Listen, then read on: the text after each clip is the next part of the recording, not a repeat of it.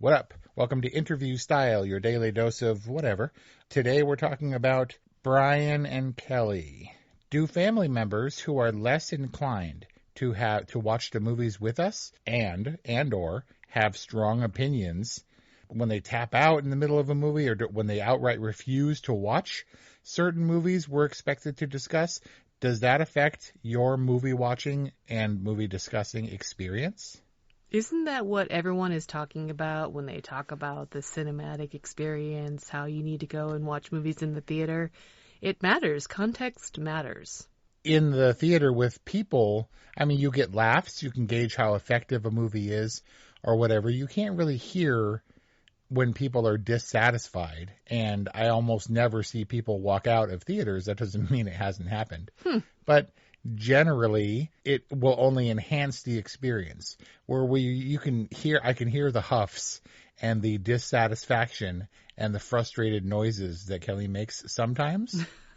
It's just maybe stretching her attention span beyond episodic television. I think you're more attuned to her beaming at your side and laughing and gushing when she likes something. The point is I'm watching her, and I'm gauging her reaction, especially that it's a movie I've seen or, gasp, a movie that I love, and I'm gauging her reaction. Sometimes that's nerve-wracking. Would you say you watch movies more with Brian than without? No, I watch movies more without than with. It's mostly because our sleep schedules don't sync up so well these days. I go to bed pretty early. He stays up pretty late. And because I do a lot of my movie watching after I get the girls down, it just doesn't work. So yeah, that's a long way of me saying that I watch more without than with. Therefore, you're probably the best one to answer this question of when he does watch movies, how do you perceive that affecting your experience? Well, I'll turn this around by asking you a question. Are you a verbal movie watcher? Are you peanut gallery, Wes? Never, not in movie theaters, unless invariably Kelly will go to the bathroom and I'll have to explain to her very quickly during any kind of lull what she missed. But generally speaking, I will not talk in theaters. At home, more so when I'm yelling at the screen sometimes.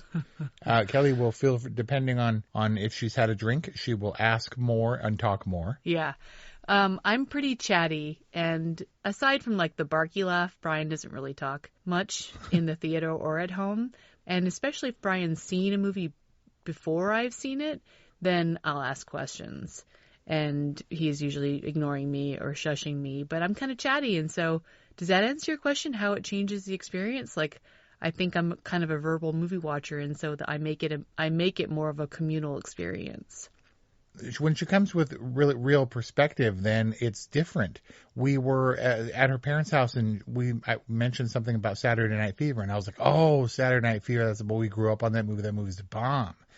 And Kelly was quiet, and I noticed it, and she's like, well, yeah, but they're also like jerks and like rapists and stuff.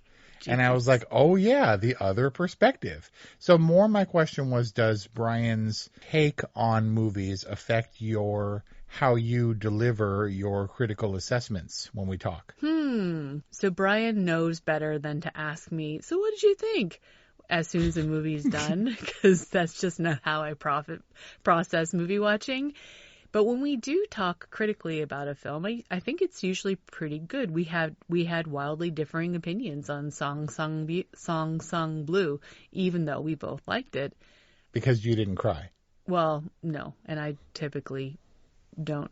What do you do when Kelly cries in a film? I try to remain still. You don't poke the bear. But also, I'll acknowledge it, generally, and I'll take that into account. I'll wait until after she's done or whatever before I lift my phone and write down the part where she cried. But I 100% poke the bear. I literally reach over and I wipe the tear from his cheek, even if there is no tear. If it's a touching moment, I will reach over and wipe the tear. We need to do that segment in the reviews. I have to be like, you have to be like, we'll be talking about a part. And you have to be like, ding, Brian cried at this part. He is a bit of a crier. But what were we talking about? How his emotional response to a movie affects your viewing, yeah, but you yeah. said he doesn't talk to you about, he doesn't ask you your opinion. Oh, yeah. But then Is that because it will spoil the review? No, when we talk critically, I find that I'm much more, that my thoughts are way more organized for some reason when I'm talking to him. And then maybe it's a performance anxiety or something like that, but I get all stuttery and trying to find my words and stuff on or whatever movies in our records. Why is that? Because you're intimidated by my skill, talent, and precision. And to be fair, it is a new podcast. We've only done it a handful of times. You mean 400 plus times with 400 plus episodes on orwhatevermovies.com or wherever you get podcasts? And by 400 times, you mean 400 different movies, not including the ones that didn't see the light of day? Yeah, so I don't know what it is exactly, but I appreciate the movie-going experience, especially when it's a scary movie. When we were watching When Evil Lurks, our discussion for which is available at orwhatevermovies.com, wherever you podcast, I literally stopped the movie after the dog thing, sorry, spoiler, and texted him and was like, where are you? Please come watch this with me, or please come to bed. And in the middle of the movie? Yes, I was so freaked out. So freaked out. I think I had the same response when I was watching Barbarian, where I was like, please come watch this with me. We watch Weapons together. I think perhaps it's his company is most desired, appreciated, and longed for when it's a scary movie. I think that's the same case for Kelly, but more she'll refuse to watch it until I've screened a horror movie. So things get a little bit dicier in terms of, watching the movies on time before we discuss it during the Halloween season.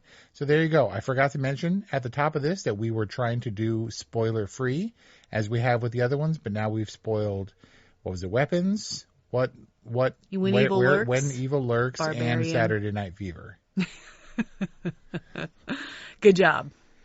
Welcome to another season of Crypto with Kamal on Electricast, where we explore the future of money and how digital assets are reshaping our world. I'm your host, Kamal Hubbard. Web3 is not just a buzzword, it's a movement that empowers you, your family, and community. So if you're passionate about financial technology or just want to stay ahead of the curve, make sure to tune in and subscribe to Crypto with Kamal wherever you find your favorite podcast. Hi everyone, I'm Geraldine Glass, a leader in the field of music as medicine, and I'm excited to share with you my newest release of healing sound, Pentatonic Visions, with Chris Scholler and Electricast Records. Immerse yourself in ethereal realms where the harmonies of nature, tribal rhythms, and soundscapes blend with the crystal singing bowls. It's out now, streaming on all platforms.